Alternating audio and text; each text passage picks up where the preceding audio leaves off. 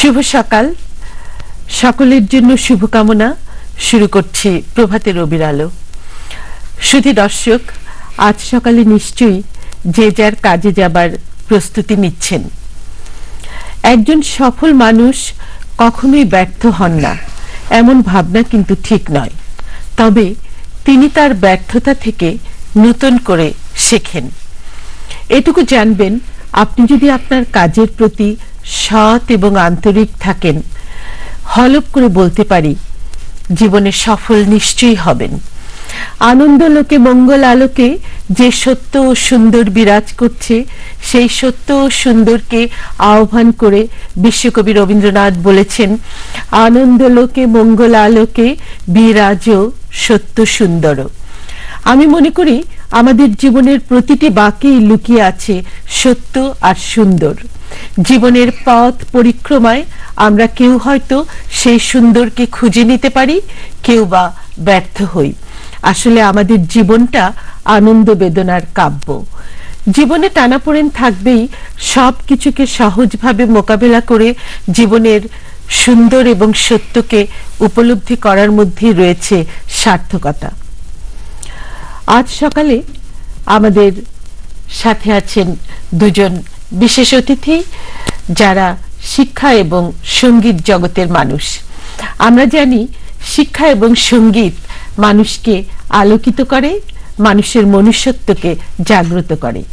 আছেন জগন্নাথ বিশ্ববিদ্যালয়ের উপাচার্য ডক্টর মিজানুর রহমান এবং আমাদের সবার প্রিয় রবীন্দ্রসঙ্গীত শিল্পী রোকাইয়া হাসিনা।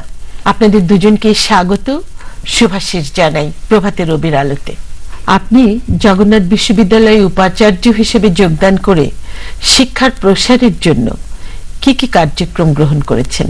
আমি উপাচার্য হিসেবে জগন্নাথ বিশ্ববিদ্যালয়ে যোগদানের 6 মাস হতে চলল প্রায়।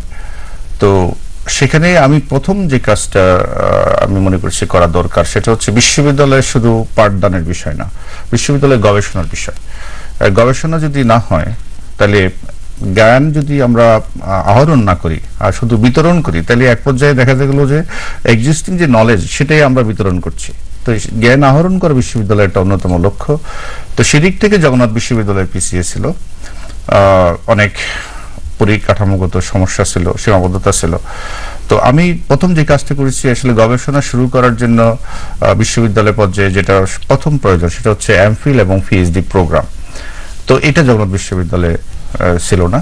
আমরা অতি সম্প্রতি অত্যন্ত সাফল্যজনকভাবে প্রায় 40-42 জনের মতন এমফিল এবং পিএইচডি স্টুডেন্টকে ভর্তি করার মধ্য দিয়ে গবেষণা আসলে আনুষ্ঠানিক একটা যাত্রা আমি শুরু করেছি জগন্নাথ বিশ্ববিদ্যালয়ে। আর আমাদের যে গ্রন্থাগার ছিল, সেখানে পুস্তকের সীমাবদ্ধতা ছিল, সেখানে নতুন করে বই পুস্তক কেনার একটা উদ্যোগ গ্রহণ করেছি। আর সবচেয়ে বড় সমস্যা হচ্ছে আমাদের অল্প জায়গার মধ্যে একটা বিশ্ববিদ্যালয়। তো সেই অসীমিত জায়গার মধ্যে অবকাঠামো, অর্থাৎ ক্লাসরুম এবং অন্যান্য যে আনুষঙ্গিক কক্ষ, সেগুলো নির্মাণের জন্য কিছু স্থবিরতা ছিল। সেগুলো আমরা উদ্যোগ গ্রহণ করেছি, সেগুলোর কাজ শুরু হচ্ছে। আর আরেকটা ছিল, জগন্নাথ বিশ্ববিদ্যালয়ের ছাত্র শিক্ষক যে অনুপাত ছিল, ওটা অত্যন্ত দুঃখজনক ছিল। মানে আমি বলবো যে হতাশাব্যঞ্জক। কারণ আমাদের প্রায় 20,000-এর মতো ছাত্র, কিন্তু শিক্ষকের সংখ্যা ছিল 3 শতাধিক। তো আমি যোগদানের পরে যেটা আমি করেছি, এই রেশিওটাকে আরেকটু বেটার করার জন্য সেখানে নতুন শিক্ষক নিয়োগ, ইতিমধ্যে প্রায় 80-90 জনের মতন শিক্ষক যোগদান করেছে নতুন। এখন আরো নতুন যোগদানের প্রক্রিয়া চলছে। আমি চাচ্ছি ছাত্র শিক্ষকদের এই অনুপাতটা একটু মানে সহনীয় পর্যায়ে নিয়ে আসা। আমাদের বিশ্ববিদ্যালয়গুলোতে মেয়েদের যে অনুপাত, নারীদের অনুপাত সেটা অনেক বিশ্ববিদ্যালয়ে প্রায় ছেলে মেয়ে প্রায় সমান সমান, এবং ঢাকা বিশ্ববিদ্যালয়ে কোনো কোনো বিশ্ববিদ্যালয়ে মেয়েদের সংখ্যা বেশি। কিন্তু দুর্ভাগ্যজনক হচ্ছে জগন্নাথ বিশ্ববিদ্যালয়ে এই অনুপাতটা অত্যন্ত হতাশাব্যঞ্জক। মেয়ের সংখ্যা আমাদের ইট ইজ 10-15% বেশি না। তো সেটাকে বাড়ানোর জন্য আমি উদ্যোগ হিসাবে যেটা গ্রহণ করেছি, আসলে আমি যেটা দেখলাম, আসলে জগন্নাথ বিশ্ববিদ্যালয়ে আবাসিক হল না থাকার কারণে মেয়েরা থাকবে কোথায়, সেটি একটা বড় সমস্যা। জগন্নাথ আপনি জানেন পুরানো ঢাকায় অবস্থিত, এবং সেখানে মেয়েদের থাকার একটা বড় সমস্যা। তো আমি প্রথম যে উদ্যোগটা গ্রহণ করেছি, একটি মেয়েদের হল, 1000 মেয়ে যাতে থাকতে পারে সেরকম একটি হল। এটা সরকার থেকে টাকা বরাদ্দ পাওয়া গেছে। জায়গা পাওয়ার একটা সংকট ছিল, সেই জায়গা আমরা একটু পেয়েছি, উদ্ধার করেছি, এবং আশা করি আমরা আগামী মাসের মধ্যেই এরকম একটা মেয়েদের জন্য হল নির্মাণের কাজটা শুরু করতে পারবো। নতুন কয়েকটা বিভাগ আমরা শুরু করতে যাচ্ছি এই বছর। এর মধ্যে লোক প্রশাসন একটা বিভাগ, পাবলিক অ্যাডমিনিস্ট্রেশন। আর আমি সহজ প্রণোদিত হয়ে উদ্যোগ নিয়ে যে দুটা নতুন ডিপার্টমেন্ট করেছি, এর মধ্যে একটা হচ্ছে ফাইন আর্টস এন্ড গ্রাফিক্স, আর একটা হচ্ছে অবশ্যই সঙ্গীতের বিষয়টা যখন আপনি বলেনি, নাট্যকলা এবং সঙ্গীত। সেখানে আমি ইতিমধ্যে চেয়ারম্যান নিয়োগ দেওয়া হয়েছে, শিক্ষক নিয়োগের বিজ্ঞপ্তি দেওয়া হয়েছে, সিলেবাস তৈরি হচ্ছে। এখানে শিক্ষকও আলাদা হবে, ছাত্রও আলাদা হবে।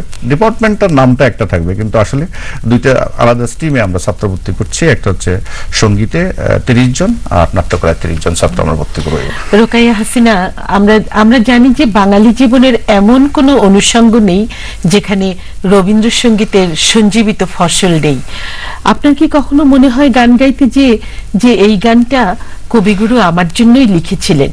রবীন্দ্রনাথ এবং রবীন্দ্রসঙ্গীত এইটা বাঙালি জীবনের সঙ্গে এমন ভাবে জড়িয়ে আছে যে প্রতিটা মুহূর্তেই মনে হয় আমরা রবীন্দ্রনাথকে মানে গ্রহণ করি, কিংবা চলার পথে একটু মন খারাপ হলে মনে হয় রবীন্দ্রনাথের গীতবিতান খুললেই আমি সেই গানটা পেয়ে যাই, যেটা আমার মনে হয় জীবনের ওই মুহূর্তের জন্যই বোধহয় রবীন্দ্রনাথ লিখেছেন।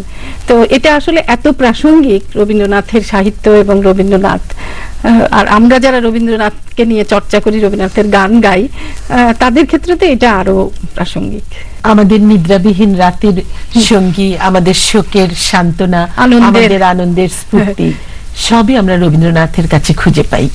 তো আপনি আমাদের যে কোনো একটি ধরনের গান নিশ্চয়ই শোনাবেন আজ সকালবেলা।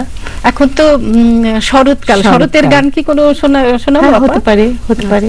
তোমার মোহন রূপে কে রয় ভুলে, তোমার মোহন রূপে জানে না কি মরণ নাচে নাচে গো ওই চরণ মূলে, তোমার মোহন রূপে কে রয় ভুলে, তোমার মোহন রূপে। শরৎকালটা আসলে যে বর্ষার পরে শরতের আকাশটা খুব ভালো লাগে দেখতে, যে নীল আকাশ এক পশলা বৃষ্টির পরে। তো সেই রূপটাকে রবীন্দ্রনাথ শরতের গানে কিন্তু আমরা এই রূপটা খুব পাই। হ্যাঁ, বাঙালি কোনো কিছু ভাবতে পারে, কোনো কিছু চিন্তা করতে পারে, আর এটা রবীন্দ্রনাথ চিন্তা করে নাই, ভাবে নাই। এটা মনে হয় চিন্তা করাটাই মনে হয় এক ধরনের পাপ। বাঙালির কোনো ভাবনা মানে আমি অনেক সময় ছাত্রদের যখন পড়াই তখন এই কথাটা বলি, মানে তাড়াহুড়ো করে কোনো একটা সিদ্ধান্ত নিও না। আজকাল বলা হয় model based decision making. Model হচ্ছে the result of the experience. তো আমি অনেক সময় স্টুডেন্টদের বলি যে রাত্রের বেলা হঠাৎ করে মনে করো তোমার মনে একটা ভাব চলে আসছে, শরতের রাত্র, বৃষ্টি হচ্ছে, আলো আধারি, চাঁদ, একটা কেমন একটা রোমান্টিক ভাব, আর একটা গভীর রাত্রে খাতা কলম নিয়ে চলে গেল কবিতা লিখতে। তারপর সেটা করার দরকার নেই, বরং এক কাজ করো, রবীন্দ্রনাথের বই নিয়ে বসে পড়ো। দেখবো যে ভোর হতে হতে দেখবো যে আজ থেকে প্রায় ওই মানে 130 বছর আগে বা 120 বছর আগে এই রবীন্দ্রনাথ ওই ভাবনাটা লিখে রেখে গেছেন। আমরা জানি পুরনো ঢাকার বেশ কিছু ঐতিহ্য রয়েছে, সংস্কৃতি রয়েছে। আপনি কি এই সংস্কৃতিটাকে বিশ্ববিদ্যালয়ের মধ্যে ধরে রাখবার চেষ্টা করছে, কিংবা পুরনো ঢাকার ঐতিহ্যকে বিকশিত করার কোনো চেষ্টা? এটাই আসলে আমি একসময় কিন্তু আমাদের আজকে যে নাগরিক ঢাকার যে সাংস্কৃতিক জীবন, যেটা অন্যতম একটা নাগরিক জীবন অনুষঙ্গ, ওটা কিন্তু ওই জগন্নাথ বিশ্ববিদ্যালয় অর্থাৎ জগন্নাথ কলেজ এবং তার আশেপাশে যে এলাকাটা, ওখানে প্রকাশনা বলতে যা ছিল, বাংলা বাজার এবং বিউটি বোর্ডিং, আমাদের শিল্প সাহিত্যের আড্ডা কিন্তু ওই জায়গাটাই ছিল। ইভেন আমাদের যারা মনীষীরা বিভিন্ন সময় বাংলাদেশে বা এই ভূখণ্ডে এসেছেন ওই জায়গাতেই আসতেন। আমাদের একদম রাজা রামমোহন থেকে আরম্ভ করে রবীন্দ্রনাথ থেকে আরম্ভ করে সবাই কিন্তু ওখানটাই। কিন্তু যেভাবে হোক আমাদের যে এই সাংস্কৃতিক বলয়টা এখন পরিবর্তিত হয়ে রমনা বটমূল কেন্দ্রিক বা শাহবাগ কেন্দ্রিক, তার উপরে গিয়ে এখন আবার বঙ্গবন্ধু কনফারেন্স সেন্টার বা গুলশান ওইদিকে চলে যাচ্ছে। কিন্তু আস্তে আস্তে যেখানে এটার উৎপত্তি ছিল স্থল, সেখানটা একেবারে মরে গেছে, সেখানটায় তেমন কিছু নেই। এইবারে আমি উপাচার্য হিসেবে জয়েন করার পরে জগন্নাথ বিশ্ববিদ্যালয়ে খুবই আনুষ্ঠানিকভাবে পয়লা বৈশাখ যেভাবে হতে পারত, তো সেটা আমরা যাত্রা শুরু করেছি এবং মঙ্গল শোভাযাত্রা বড় করে করা। এবং আমি মনে করি এই ঢাকার শহরের অর্ধেকের মতো জনসংখ্যা পুরনো ঢাকায় বসবাস করে। তো তাদের পক্ষে যানজট এবং অন্যান্য যে আমাদের যে এখন নাগরিক সমস্যাগুলো আছে এগুলো অতিক্রম করে শাহবাগে, রমনায় অথবা বঙ্গবন্ধু কনফারেন্স সেন্টার বা আরো দূরে রবীন্দ্র সরোবর এগুলোতে আসা এখন আর সম্ভব হচ্ছে না। যার কারণে পুরো ওই পুরনো ঢাকাটার যে সাংস্কৃতিক মানটা নিচে নেমে যাচ্ছে, কারণ ওদের কালচারাল অ্যাক্টিভিটিস গুলো করার মতো তেমন কোনো স্পেস নেই, জায়গা নেই এবং কোনো রকম আয়োজনও নেই। তো আমি এটাই উদ্যোগ হিসেবে গ্রহণ করছি আমরা, যে প্রত্যেকটা বাঙালির সাংস্কৃতিক অনুষ্ঠান যেগুলো আছে, আমাদের পয়লা বৈশাখ হোক, এটা আমাদের নবান্ন হোক, আমাদের শরতের উৎসব হোক, আমাদের বর্ষাবরণ উৎসব হোক, এগুলো আমরা এখন জগন্নাথ বিশ্ববিদ্যালয়ে করতে শুরু করছি। আর এইটারই আসলে সাপোর্ট করার জন্য আমার মাথায় যেটা প্রথম আসছিল যে এগুলো এখন বাইরে থেকে লোক নিয়ে করা আসছে, বরং আমি যদি আমার নিজস্ব একটা লোকবল তৈরি করতে পারি। তো ইতিমধ্যে আমি এই প্রচেষ্টাটা শুরু করেছি সঙ্গীত বিভাগে। আমার একটা সুবিধা হচ্ছে, আমার ইতিমধ্যে জগন্নাথ বিশ্ববিদ্যালয়ে রবীন্দ্রসঙ্গীতের একজন খুব ভালো শিল্পী, যদিও সে ওই সাবজেক্টের শিক্ষক না, সে জেনেটিক্সের শিক্ষক, তাকে আমি অলরেডি চেয়ারম্যানের দায়িত্ব দিয়েছি, লিসাকে। তো এরকম আমরা যাকে যাকে ছিল ওখানে আমি ব্যবহার করে রবীন্দ্রনাথের শুরুটাও যেন একটু আমাদের বাঙালি পঞ্চকবির গান, যাতে ওখানে সত্যি সত্যি আসলে সঙ্গীত, নাটক এগুলার চর্চা হয়। ইভেন একটা পর্যায়ে গিয়া আমার সাধারণ ছাত্ররা এত আগ্রহ, ওরা বলল যে বুলবুল ললিত কলা একাডেমি ওয়াইজঘাটে যেটা আছে স্যার, ওখানে অনেক জায়গা আছে, ওখানে চলেন আমরা গিয়া ওদের সাথে কথাবার্তা বলে ওদের যে অববৃত, কারণ ওখানে শুক্রবার শনিবার ছাড়া অন্যদিন কিন্তু ওরাও কিন্তু 60 বছর যাবতে বুলবুল এসব ছবি আঁকা, রবীন্দ্রসঙ্গীত চর্চা এগুলো ওরা করে। তো আমরা এখন ওদের সাথে, ওদের যেহেতু স্পেস আছে, জায়গা আছে, তো আমরা অলরেডি আমি একদিন আমার কোষাধ্যক্ষ এবং রেজিস্ট্রার সহ নিয়ে আমরা গিয়েছিলাম, তাদের সাথে আমরা আলোচনা করছি যাতে বুলবুল ললিত কলা একাডেমি অনেক পুরানো একটা সংগঠন, ঐতিহ্যবাহী 60 বছর যাবত তারা চিত্রকলা এবং আমাদের সঙ্গীতের সাধনা তারা করছে, প্রচুর লোকের সাথে জড়িত। তো এখন জগন্নাথ বিশ্ববিদ্যালয় যখন এটা আমরা শুরু করছি, পাশাপাশি আমরা একসাথে যদি কোঅপারেট করতে পারি, কারণ ওরা আমাদের সাথে কি ধরনের বেনিফিট আমরা ওখান থেকে নিতে পারি, ওরা আমাদের থেকে কি ধরনের বেনিফিট নিতে পারে। আমাদের আধুনিক অডিটোরিয়াম আছে যেটা ওদের নাই, আবার ওদের জায়গা আছে যেখানে আমাদের ছাত্ররা ছবি আঁকার জন্য, এক্সপেরিমেন্টাল কাজগুলো নাটকের করার জন্য তাদের স্পেস আছে। তো আমরা চেষ্টা করতেছি যে আমরা ওদের সাথে একটা MOU, মেমোরেন্ডাম অফ আন্ডারস্ট্যান্ডিং করে আমরা যাতে দুটো প্রতিষ্ঠানই একসাথে এই বিশেষ করে পুরনো ঢাকার সাংস্কৃতিক ঐতিহ্যকে আবার ফিরিয়ে আনতে পারি, এই চেষ্টা আমরা করছি। নিশ্চয়ই এই উদ্যোগগুলো আমাদের সমাজকে সমৃদ্ধ করবে।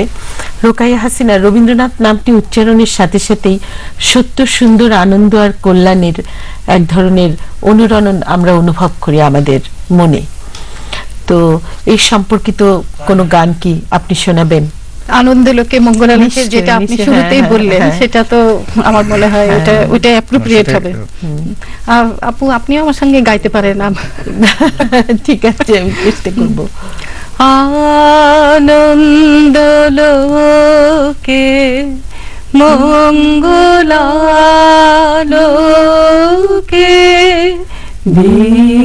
বিরাজ সত্য সুন্দর মহিমা তব উদ্ভাসিত মহাগগন মাঝে, মহিমা তব উদ্ভাসিত মহাগগন মাঝে, বিশ্ব জগত মণিভূষণ বেষ্টিত চারুলে আনন্দ লোকে মঙ্গলালোকে বিরাজ সত্য সুন্দর। খুব সুন্দর। দেশকে ভালোবাসতে হলে আমাদের যে তরুণ প্রজন্মকে মুক্তিযুদ্ধের চেতনায় উদ্বুদ্ধ করতে হবে। আপনি কি এ ব্যাপারে কোনো কাজ করছেন জগন্নাথ বিশ্ববিদ্যালয়ে? বিশেষ করে মুক্তিযুদ্ধ এবং মুক্তিযুদ্ধের ইতিহাস, পরবর্তী পর্যায়ে ঘটনা প্রবাহ, এগুলোর যদি একটা সম্যক ধারণা আমাদের যুব সমাজ বা ইয়াং জেনারেশন যারা আসছে তাদের মধ্যে না থাকে, তাহলে তারা বিভিন্নভাবে বিভ্রান্ত হতে পারে। তো আমি অনেক সময় এটা নিয়ে প্রশ্ন হয় যে ছাত্ররা কতটুকু রাজনীতি করবে বা স্টুডেন্ট পলিটিক্সটা কতটা ভালো মন্দ। তো অনেকে আবার বলে যে স্টুডেন্ট পলিটিক্স বা পলিটিক্সের বিষয়টা বর্জন করাই ভালো ছাত্রদের, এরকম। কিন্তু আমি এটা বিশ্বাস করি না, কারণ ছাত্র রাজনীতি অনেক জায়গায় অনেক প্রাইভেট ইউনিভার্সিটি নিষিদ্ধ করে দেখা গেছে, সেখানে বরং উল্টো হিজবুত তাহরির জাতীয় বা আরো মৌলবাদী সংগঠনের উত্থান করছে। যেসব জায়গায় ছাত্র রাজনীতি বন্ধ হচ্ছে, যেসব প্রাইভেট ইউনিভার্সিটি, সেখানে হিজবুত তাহরি এবং আরো মৌলবাদী জিনিস। তো সেই জন্য আমি মনে করি আমাদের ছাত্রদের রাজনীতিতে সম্পৃক্ত হওয়ার বিষয়টা একটা পরিমিত লেভেলে থাকবে, এবং সেখানে অবশ্যই তাদেরকে, আমরা যখন ছাত্র ছিলাম তখন এই বিষয়গুলো স্বাধীনতা, মুক্তিযুদ্ধ এবং ভবিষ্যৎ সমাজ, দেশ কিভাবে যাবে, এগুলো নিয়ে ডিবেট হতো, আলোচনা হতো। তো সেই বিষয়গুলো আসলে চর্চার মধ্য দিয়ে কিন্তু ছাত্রদের মধ্যে আসতে হবে। তো সেখানেও আমি জগন্নাথ বিশ্ববিদ্যালয়ের আমাদের যে কতগুলো অর্গান আছে, যেমন এর মধ্যে একটা উল্লেখযোগ্য হচ্ছে ডিবেটিং সোসাইটি, আমাদের কালচারাল কতগুলো ক্লাব আছে, তারপরে আমাদের মুক্তিযুদ্ধ গবেষণার জন্য আলাদা করে একটা কেন্দ্র আছে, সেন্টার আছে, তারপরে আমাদের কেনা বলা হয় রাষ্ট্রবিজ্ঞান বিভাগের বিভিন্ন সেমিনার এবং ইতিহাস বিভাগের বিভিন্ন সেমিনার। এর মধ্য দিয়ে আমরা প্রায় চেষ্টা করছি যে আমাদের জাতির যে ইতিহাস ঐতিহ্য যেগুলো আছে তার সাথে মুক্তিযুদ্ধের চেতনার যে সম্পৃক্ততা, এগুলো তুলে ধরে বিভিন্ন সময় প্রায় আমরা সেমিনার অথবা ডিবেট, আলোচনা এগুলো আমাদের করে চেষ্টা করছি আমাদের তরুণ প্রজন্মের মাঝে ছড়িয়ে দেয়া। রোকাইয়া হাসিনা, আপনি তো দীর্ঘদিন ধরে রবীন্দ্রসঙ্গীতের সাথে সম্পৃক্ত। রবীন্দ্রসঙ্গীত এবং রোকাইয়া হাসিনা দুটো একদম অঙ্গাঙ্গিভাবে জড়িত। তো বাংলাদেশে রবীন্দ্র চর্চার প্রসার কতটুকু বলে আপনি মনে করছেন? বাংলাদেশের স্বাধীনতা অর্জনের সুফল কিন্তু অনেক দিক থেকে আমরা লক্ষ্য করি। তার মধ্যে প্রধান যেটা, আমি যেহেতু রবীন্দ্রনাথের গান করি, রবীন্দ্রসঙ্গীত নিয়ে আছি, সুতরাং আমাদের সবচেয়ে বড় সুফল যে আমরা এই স্বাধীন বাংলাদেশে রবীন্দ্রনাথকে নিয়ে ভাবতে পারি, রবীন্দ্রনাথ নিয়ে কথা বলতে পারি, রবীন্দ্রসঙ্গীত নির্দ্বিধায় গাইতে পারি। এটা সবচেয়ে বড় আমাদের সুফল। কারণ স্বাধীনতার পূর্বে আমরা কিন্তু রবীন্দ্রনাথকে নিয়ে আলোচনা করতে পারতাম না। রবীন্দ্রসঙ্গীত রাষ্ট্রীয়ভাবে ব্যান্ড ছিল।